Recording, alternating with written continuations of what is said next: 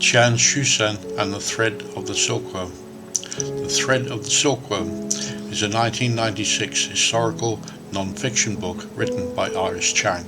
The book tells the story of Tsien Hsue-Shen, a leading aero dynamist who worked with Theodore von Karmen and was associated with the Jet Propulsion Lab. Tsien Hsue-Shen was later deported amidst the Red Scare period of the fear of communism in the United States, directed largely by the US Senator Joseph McCarthy. Upon his return to China, Tsien subsequently became a chief progenitor of the Chinese space program. The book tells the story of Tsien Hsue-Shen, a Chinese scientist who left China in 1935, studied under Theodore von Karmen at Caltech, was one of the founders of the JPL on its way to becoming one of the leading aerodynamists in the USA.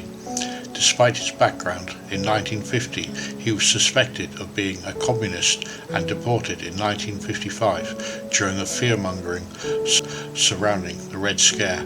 On his return to China, he is chiefly remembered for being a chief designer on China's missile and satellite programs, among them the book's namesake, the Silkworm missile.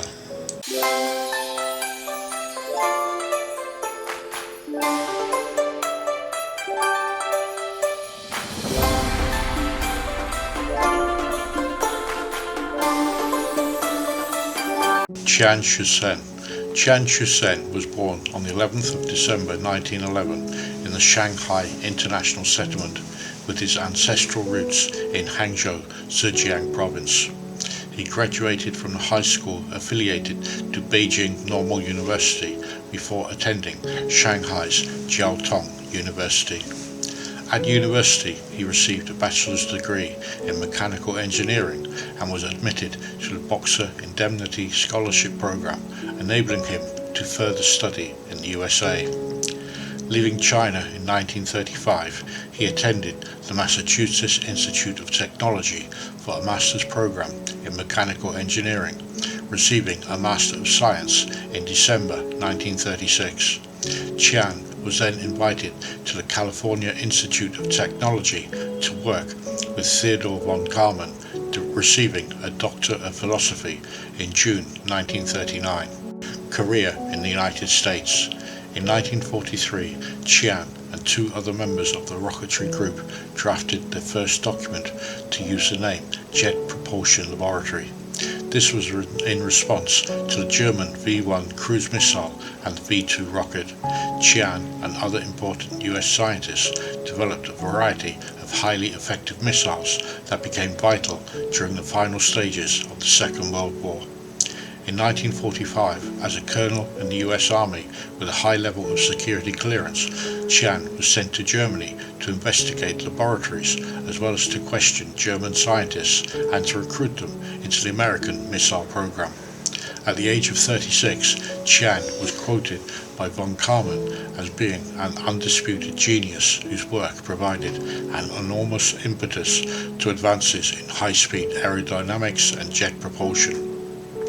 During this time, Tsien was working on designing an intercontinental spaceplane, the design of which would later be used as a precursor to America's space shuttle.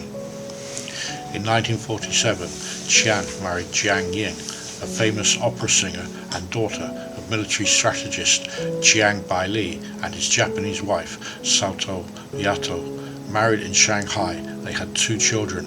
Their son, Qian Yonggang, was born in Boston in 1948, while their daughter, Chang Yongzhen, was born in 1950 in Pasadena, California.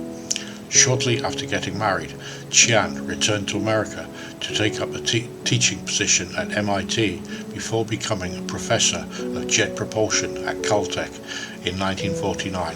He would later become the first director of the Daniel and Florence Guggenheim Jet Propulsion Center at Caltech.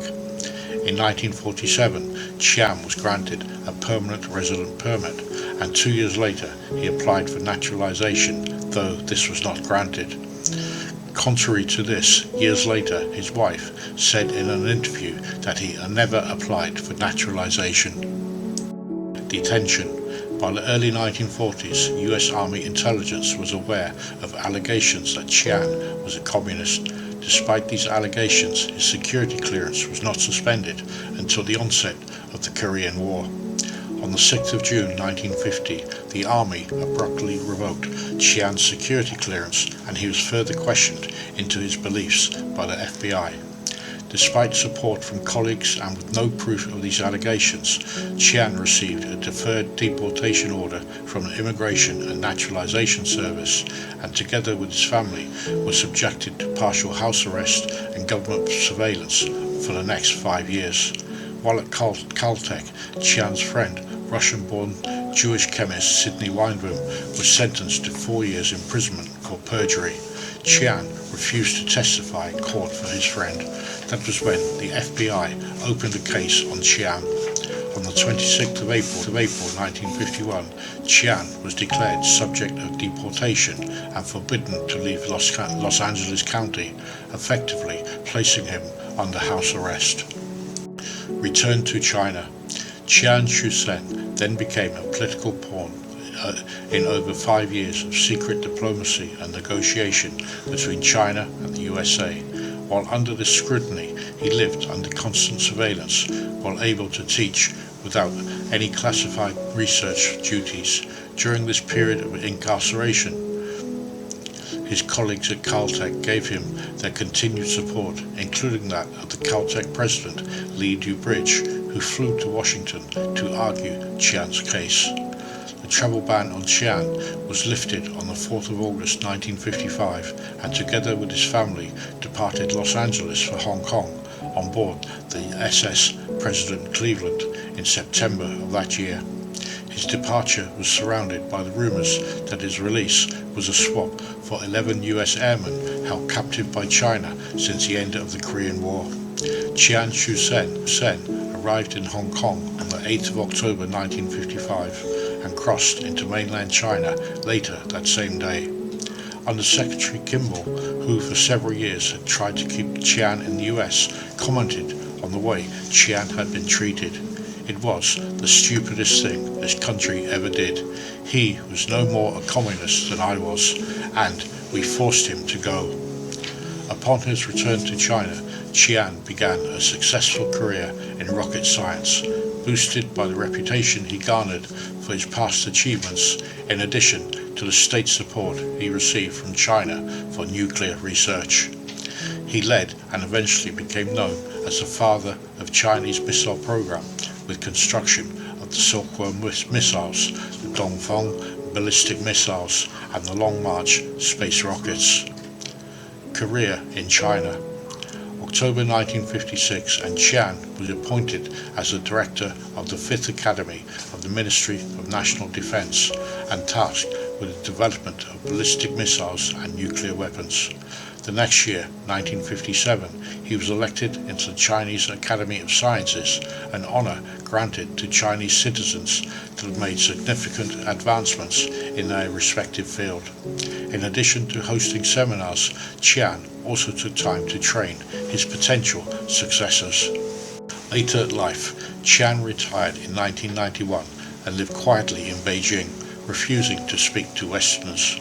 Before that, in 1979, Qian was awarded Caltech's Distinguished Alumni Award for his earlier achievements, eventually receiving his award with the help of his longtime friend Frank Marble.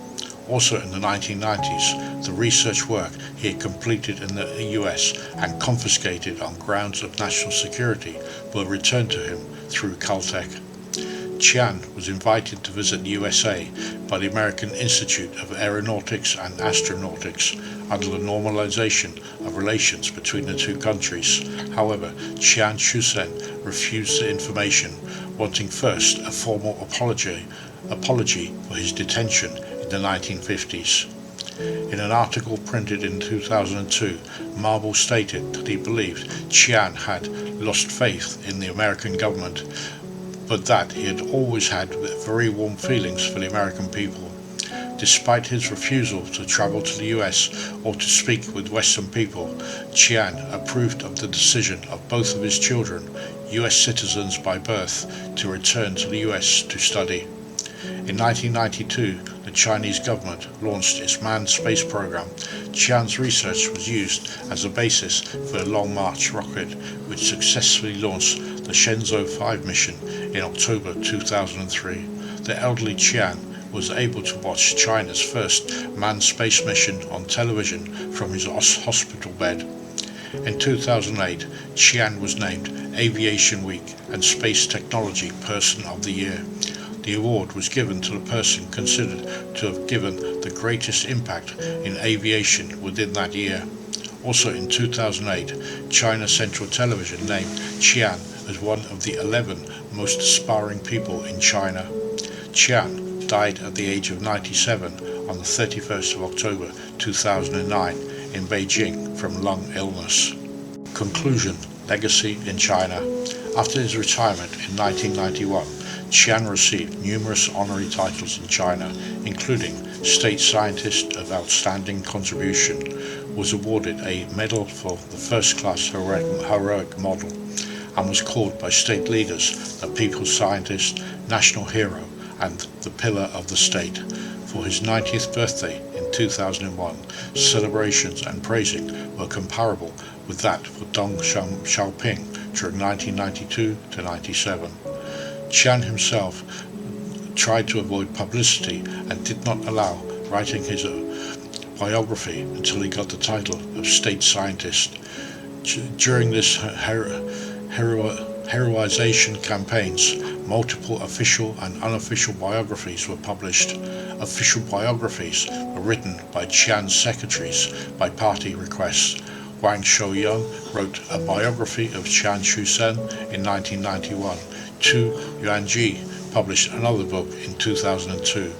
Unofficial biographies were based on these two books and were published by Wang Wenhua, Qi Shuying, and Hu Xiyong, among others. All the biographies lack references to source material. Wang describes all the Chinese biographies of Qian as the following. From these multifarious biographies we learn that Qian was a prodigy, a scientific genius from the outset. He was gifted with a golden mind in mathematics and displayed multiple talents at young age, such as memorizing hundreds of poems when he was 3. He was good at music and painting when growing up.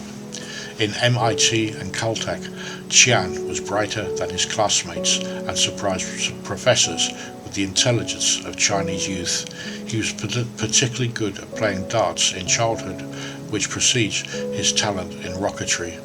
These narratives create a near miraculous Qian with a strong impression that he was not only a missile expert but an all-rounder, not only in scientific giant but in built-in communist revolutionary.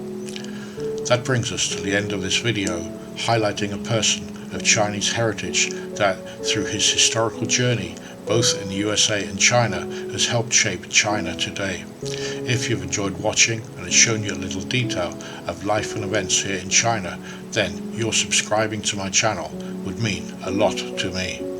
Thank you for watching. Make sure you click on the link to the next video, and until the next time, goodbye for now.